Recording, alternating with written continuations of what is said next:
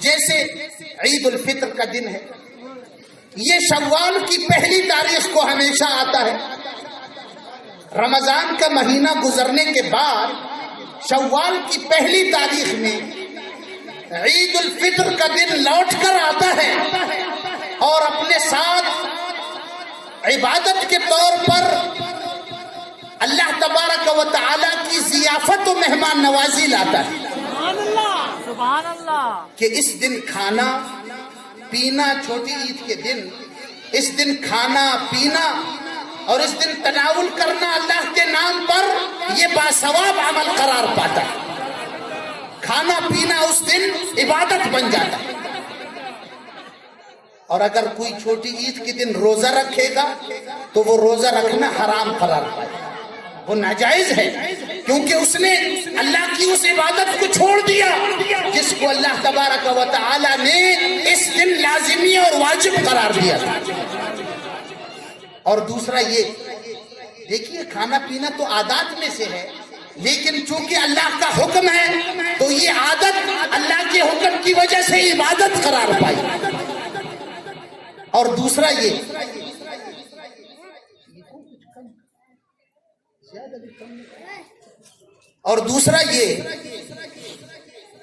کہ اس دن فطرانہ دیا جاتا ہے، یعنی ایسا صدقہ دیا جاتا ہے جو واجب ہے اس دن دینا۔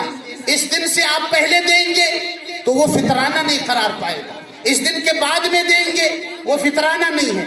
اگر آپ کو فطرانہ دینا ہے تو فطرانے کی نیت سے وہ عید ہی کے دن آپ پر واجب ہوا ہے۔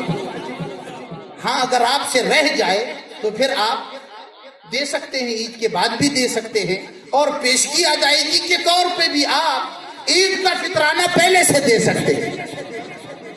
اس کو ہم پیشگی ادائیگی کہیں گے، اس کو ہم رمضان میں فطرانہ واجب نہیں سمجھیں۔ تو حضرات کرام، بڑی عید بھی اسی طرح ہے۔ بڑی عید بھی عید شرعی ہے۔ جب وہ آتی ہے تو اپنے ساتھ قربانیوں کا موسم لے کر آتی ہے۔ اس دن دیکھیے قربانی کرنا واجب ہو جاتا ہے۔ پھر چھوٹی عید ہو یا بڑی عید، اس دنوں میں نماز پڑھنا 2 رکعت اور خطبہ سننا، یہ بھی اللہ تبارک و تعالیٰ کی طرف سے حکم ہوتا ہے۔ عیدگاہ میں نکل کر جا کر با جماعت 2 رکعت نماز پڑھنا یہ بھی واجب ہے۔ خطبہ بھی اس دن سننا سنت مؤکدہ ہے، اگرچہ واجب تو نہیں ہے لیکن سنت مؤکدہ ہے۔ تو دیکھیے، ایک بات سمجھیے، عید کا دن جسے ہم شریعت میں عید کہتے ہیں، آپ بات سمجھ رہے ہیں؟ دیکھیے، ایک آدمی تقریر کی اس نے، تو بعد میں لوگوں نے کہا کہ جی گلا کوئی خاص گلا نہیں تھا، تقریر تو بہت اچھی کی لیکن گلا کوئی خاص گلا نہیں تھا، کوئی خاص خوش الہانی انہوں نے نہیں فرمائی۔ تو اس آدمی نے خوش ہونے کی بجائے برا سمجھ کر کہا کہ یہ تم نے میرے لیے کن لوگوں کے فن کا اس بات کیا ہے؟ کہ گلے کی جو خوش آوازی ہے وہ تو گلوکاروں کا کام ہے، میرا کام تو تقریر کر کے حضور کے مدائح اور حضور کے شمائل اور مصطفیٰ علیہ التحیت و ثنا کی باتیں اور دین کا پیغام آپ تک پہنچا۔ سبحان اللہ، سبحان اللہ، سبحان اللہ۔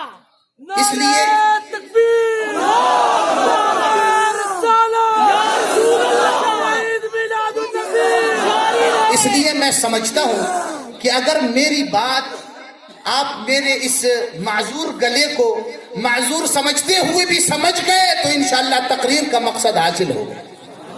سبحان اللہ۔ دیکھیے، سوال کیا جاتا ہے کہ عیدیں 2 ہیں، تم میلاد النبی کو عید کیوں کہتے ہو، تیسری عید کیوں نکالتے ہو؟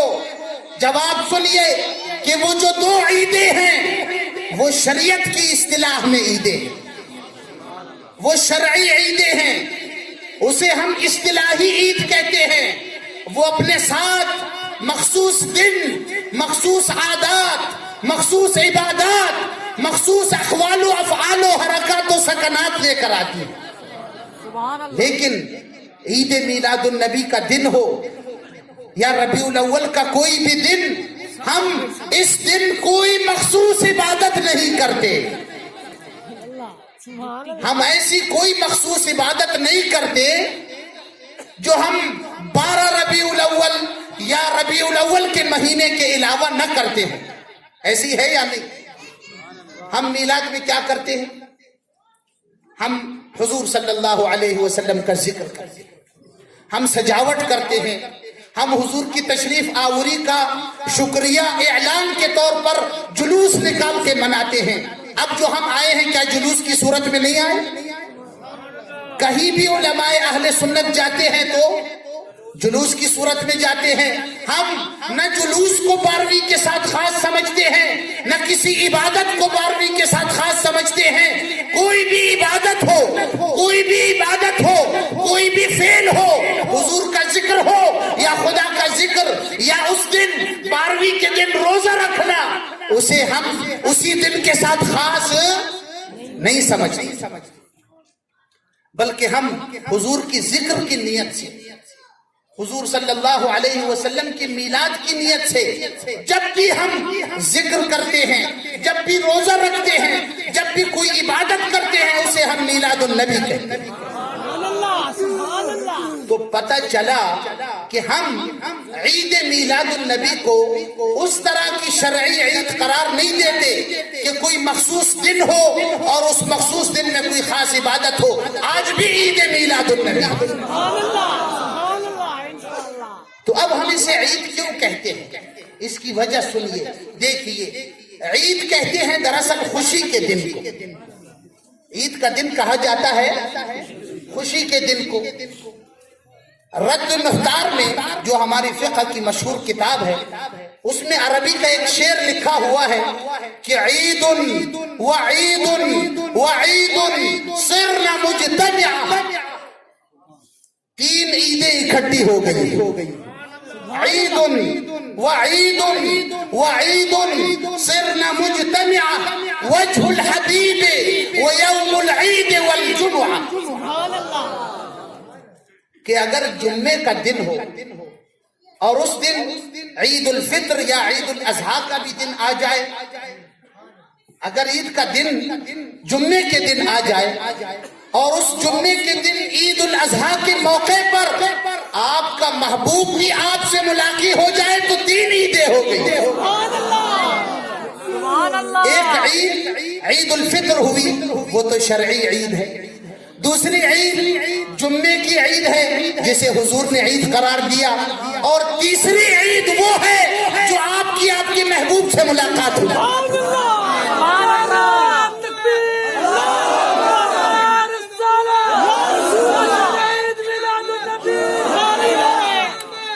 تو دیکھیے کہ ایک تو عید کا دن وہ ہے جو عید الفطر, دوسری عید وہ ہے جب جمعہ ہے, اسے بھی احادیث شریفہ میں عید قرار دیا ہے, اور تیسری عید محبوب کی ملاقات کا دن ہے.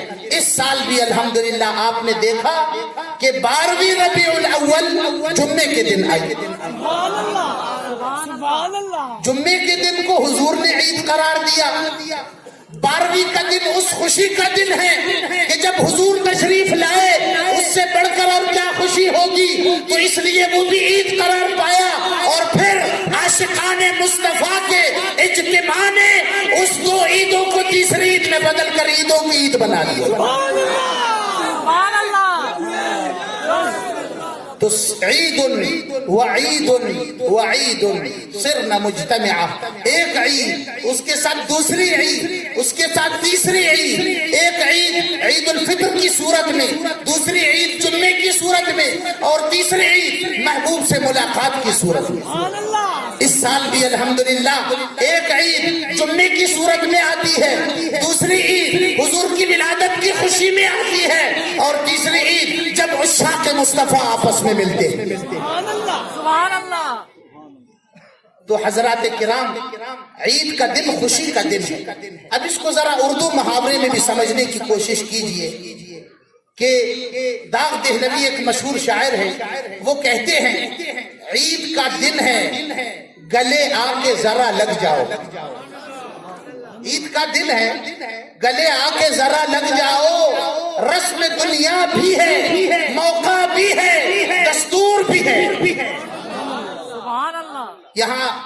سمجھدار لوگ بھی بیٹھے ہوں گے، سمجھنے کی کوشش کریں۔ داغ نے کہا عید کا دن ہے، داغ بطور عاشق اپنے محبوب سے کہہ رہا ہے جیسے ہم حضور علیہ التحیۃ والثناء سے کہتے ہیں۔ داغ کہتا ہے عید کا دن ہے، گلے آ کے ذرا لگ جاؤ، کیوں؟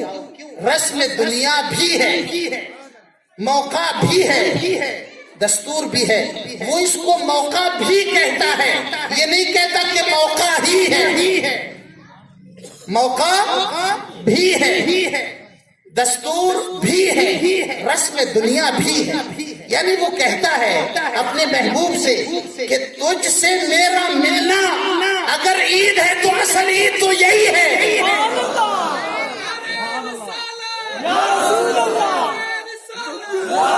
دیکھیے سنیے، اصل عید تو یہ ہے کہ محبوب سے ملاقات ہو رہی ہے، سمجھ آ رہی ہے نہیں؟ اصل عید تو یہ ہے کہ محبوب سے ملاقات ہو رہی ہے، اور وہ جو عید کا دن ہے وہ تو رسمی عید ہے، وہ تو ایک دستوری عید ہے، وہ تو ایک موقع کے طور پہ آ گئی ہے۔ اصل عید تو یہ ہے کہ میری تجھ سے ملاقات ہو رہی ہے۔ یعنی عاشق کی عید کا دن تو وہی ہے جب وہ اپنے محبوب سے ملاقات کرے گا۔ اگر عید کا دن ہو اور محبوب قریب نہ ہو تو عاشق اسے عید کا دن سمجھے گا؟ اسی لیے کسی نے کہا عید ہے اور ہم کو عید نہیں، عید ہے اور ہم کو عید نہیں، اگر آ جائیے بعید نہیں، عید ہے اور ہم کو عید نہیں، اگر آ جائیے بعید نہیں۔ یعنی آپ آئیں گے تو وہ موقع جو عید کا آیا ہوا ہے وہ دستوری عید، وہ رسمی عید جو عموماً آتی ہے، وہ رسمی عید حقیقی عید میں بدل جائے گا۔ مجھے حیرت ہے ان لوگوں پر جو عید الفطر کو تو عید کا موقع اور خوشی کا موقع سمجھتے ہیں، عید الاضحیٰ کو تو خوشی کا موقع سمجھتے ہیں، اس دن خوشیاں مناتے ہیں، گلے ملتے ہیں، لیکن افسوس جس عید کے صدقے عید الاضحیٰ اور عید الفطر ملی ہے اس دن خوشیاں منانے سے گریز کرتے ہیں۔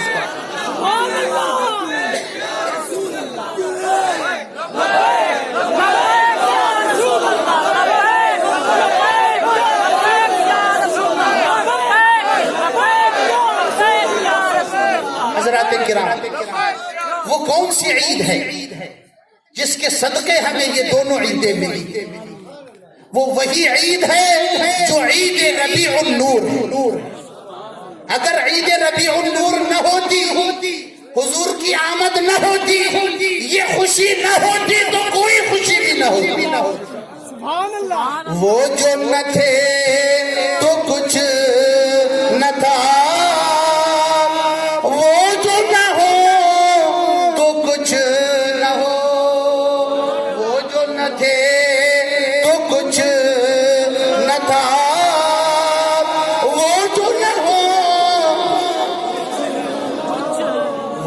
نہ تھے تو کچھ نہ تھا، وہ جو نہ ہو تو کچھ نہ ہو، جان ہے وہ جہان کی، جان ہے وہ جہان کی، جان ہے وہ جہان ہے۔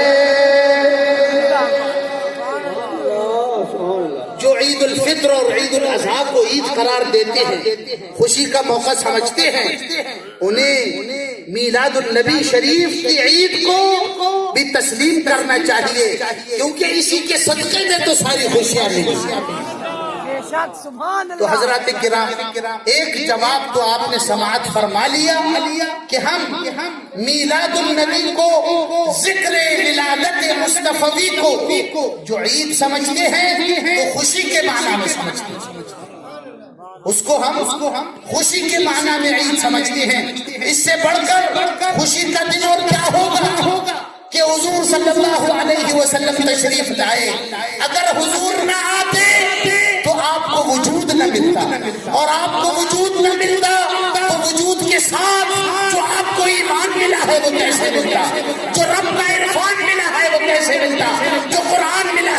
شروع ہو گیا. بے شک نعرہ تکبیر نعرہ رسالت. تو ایک جواب تو آپ نے سماعت فرما لیا کہ ہم اس معنی میں اسے عید سمجھتے ہیں کہ یہ خوشی کا دن ہے. دوسرا جواب ذرا آگے تحقیق کریے، آگے بڑھیے، دیکھیے. ایک موقع پر حضرت سیدنا عبداللہ ابن عباس رضی اللہ تعالی عنہما تشریف فرما تھے. آپ بہت بڑے حافظ قرآن، بہت بڑے قاری قرآن، بہت عظیم مفسر قرآن. حضور کریم صلی اللہ علیہ وسلم نے آپ کے لیے خصوصی دعا فرمائی ہے. آپ حضور کے چچزاد ہیں کہ یا اللہ اللہم علمہ الکتاب، کہ خدایا اسے کتاب کا علم عطا فرما. جو ہمارے حافظ صاحب ہیں ان کا جو کام قرآن کریم کی تعلیم کے حوالے سے ہے، قرآن کریم کے سکھانے کے حوالے سے ہے، یہ سیدنا ابن عباس کی پیروی. تو حضرت سیدنا ابن عباس رضی اللہ عنہما تشریف فرما تھے. آپ تشریف فرما تھے تو حضرت ابن عباس نے یہ آیت کریمہ پڑھی، الیوم اکملت لکم دینکم واتممت علیکم نعمتی ورضیت لکم الاسلام دینا. کہ آج کے دن میں نے تمہارے لیے تمہارا دین مکمل کر. الیوم اکملت لکم دینکم، میں نے آج تمہاری بھلائی، انسانیت کی بھلائی و بہبود کے لیے، فلاح عالم کے لیے دین کو مکمل کر دیا. واتممت علیکم نعمتی، اور میں نے اپنی نعمت کو تم پر پورا کر دیا. نعرہ تکبیر وَأَتْمَمْتُ عَلَيْكُمْ نِعْمَتِي وَرَضِيتُ لَكُمُ الْإِسْلَامَ دِينًا، اور میں تمہارے لیے اسلام جیسے دین پر راضی ہو گیا. دیکھیے اللہ تبارک و تعالی نے حضور سے فرمایا کہ اے میرے مصطفیٰ، میں نے آج کے دن دین پورا کر دیا، نعمت پوری کر دی، اور تمہارے لیے اسلام جیسے دین پہ راضی ہو. سبحان اللہ. اسلام جیسے دین پر راضی ہو گیا. تو دیکھیے دین کا پورا ہو جانا، محبت سے سماعت فرمائیے، دین کا پورا ہو جانا، نعمت کا پورا ہو جانا، اور اللہ کا ہم سے راضی ہو جانا، کتنی بڑی نعمت. تو پاس ہی ایک یہودی بیٹھا ہوا تھا.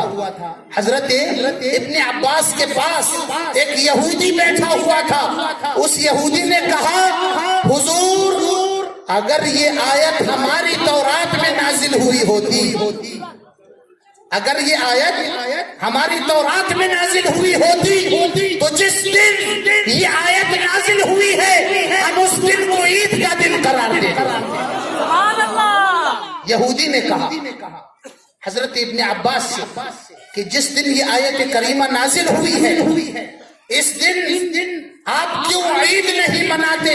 اگر یہ آیت ہماری کتاب میں ہوتی تو ہم اس دن کو عید کے طور پر مناتے.